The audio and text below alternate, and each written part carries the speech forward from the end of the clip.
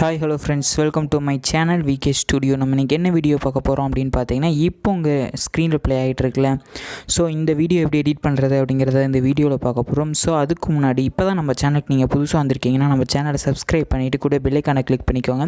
அப்போனா தான் நான் போடுற அடுத்த வீடியோ உங்களுக்கு உடனே நோட்டிஃபிகேஷனாக வரும். நீங்கள் வீடியோ தொடர்ந்து ஸ்கிப் பண்ணாமல் பார்க்க முடியும்.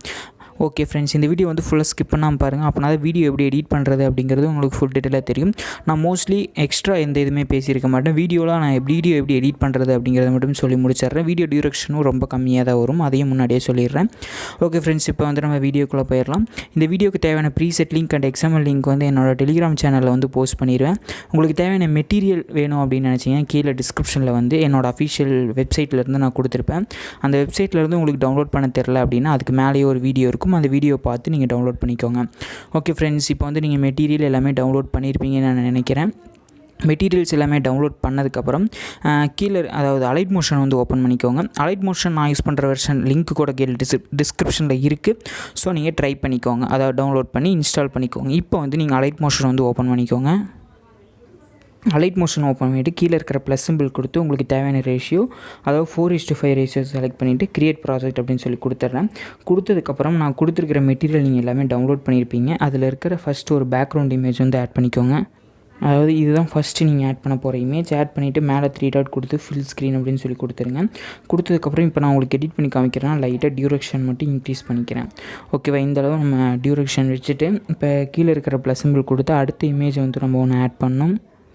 அடுத்தது என்ன இமேஜ், ப்ளஸ் சிம்பிள் இமேஜ் கொடுத்து இமேஜ் அண்ட் வீடியோஸ்குள்ளே போயிட்டு இந்த 3 இமேஜ் கொடுத்துருப்பேன். இந்த 3 இமேஜ் ஆட் பண்ணிவிட்டு 3 ட்ரான்ஸ்ஃபார்ம்குள்ளே போயிட்டு சைஸ் வேணுங்கிற அளவு வச்சுட்டு நான் இந்த இடத்துல இருந்து வச்சுக்கிறேன். ஓகேவா, இந்த இடத்துல வச்சுட்டு அந்த இமேஜும் வீடியோ ஃபுல்லாக வர மாதிரி வச்சுட்டு 3 ட்ரான்ஸ்ஃபார்மில் ஸ்டார்டிங்கில் ஒரு அனிமேஷனுக்கு எண்டிங்கில் அந்த 3 லைட்டாக மூவ் ஆகிற மாதிரி இப்படி வச்சுக்கோங்க.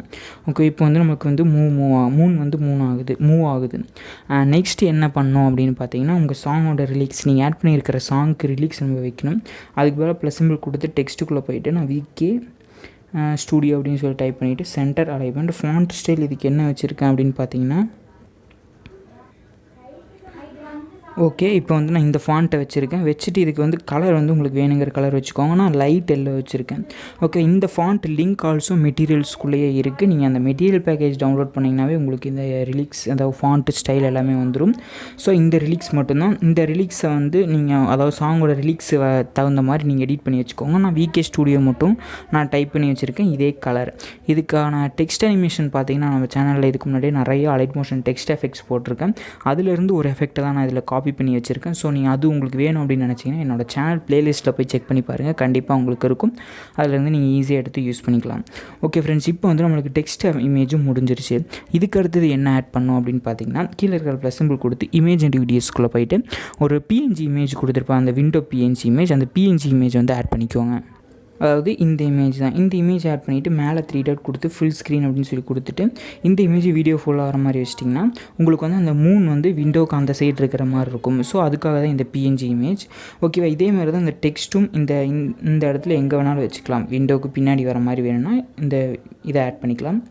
ஓகேவா, அடுத்தது என்ன ஆட் பண்ணோம் அப்படின்னு பார்த்தீங்கன்னா, அந்த கேண்டில் இருக்குல்ல, அந்த கேண்டிலில் வந்து நம்ம ஒரு வீடியோ ஆட் பண்ணோம். அந்த வீடியோட லிங்க்கோட கீழே டிஸ்கிரிப்ஷனில் இருக்குது. ஸோ நீங்கள் ஆட் பண்ணிக்கோங்க. அந்த மெட்டீரியல் வந்து மெட்டீரியல் நீங்கள் டவுன்லோட் பண்ணாமல் அந்த வீடியோ வந்துடும். வந்ததுக்கப்புறம் அந்த வீடியோ வந்து ஆட் பண்ணிக்கோங்க. இந்த வீடியோ தான். இந்த வீடியோ ஆட் பண்ணிவிட்டு ஜஸ்ட் பிளண்டிங் அண்ட் ஒப்பாசிட்டியில் போயிட்டு லைட்டனுக்குள்ளே போயிட்டு ஸ்க்ரீன் அப்படிங்கிறத வச்சுட்டு அந்த அதாவது சைஸ் வந்து கம்மி பண்ணிவிட்டு அந்த கேண்டில் இருக்குல்ல, அந்த கேண்டிலுக்கு மேலே வந்து இப்படி கரெக்டாக பார்த்து வச்சுக்கோங்க. உங்களுக்கு வேணுங்கிற சைஸ் கரெக்டாக அட்ஜஸ்ட் பண்ணிவிட்டு வச்சுட்டு இப்போ ப்ளே பண்ணிங்கன்னா உங்களுக்கு அந்த கேண்டில் எல்லாமே மூவ் ஆகிற எல்லா எஃபெக்ட்டுமே உங்களுக்கு வந்து கிடச்சிரும்.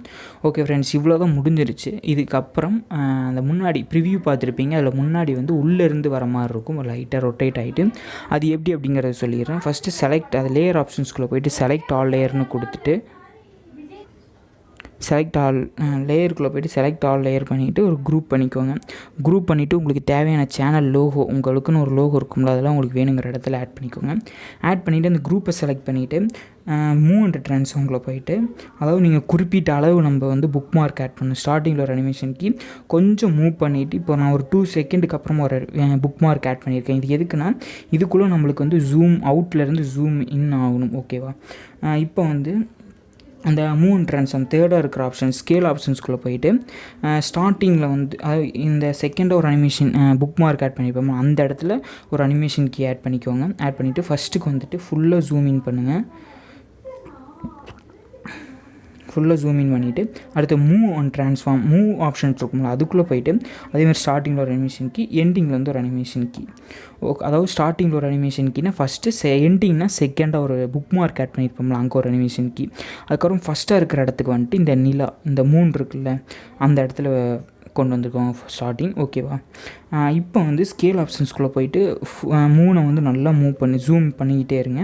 திருப்பி மூவ் ஆப்ஷன்ஸ்குள்ளே போயிட்டு நிலா கிட்ட கொண்டு வந்துருங்க. அடுத்து ஸ்கேல் ஆப்ஷன்ஸ்குள்ளே போயிட்டு ஃபுல்லாக ஜூம் இன் பண்ணிகிட்டே இருங்க. அடுத்து மூவ் ஆப்ஷன்ஸ்குள்ளே போயிட்டு இப்படி இந்த ஸ்க்ரீன் அளவு வர மாதிரி நீங்கள் இந்த 2 ஆப்ஷனை வச்சுட்டு ட்ரை பண்ணிகிட்டே இருங்க. ஓகேவா? இப்போ வந்து நம்மளுக்கு வந்து ஃபஸ்ட் எடுத்துமே இந்த 3லேருந்து தான் வர மாதிரி வரும். அதுக்கப்புறம் நெக்ஸ்ட்டு பார்த்தீங்கன்னா அந்த ரொட்டேட் ஆப்ஷன்ஸ்குள்ளே போயிட்டு 0லேயே இருக்கும்.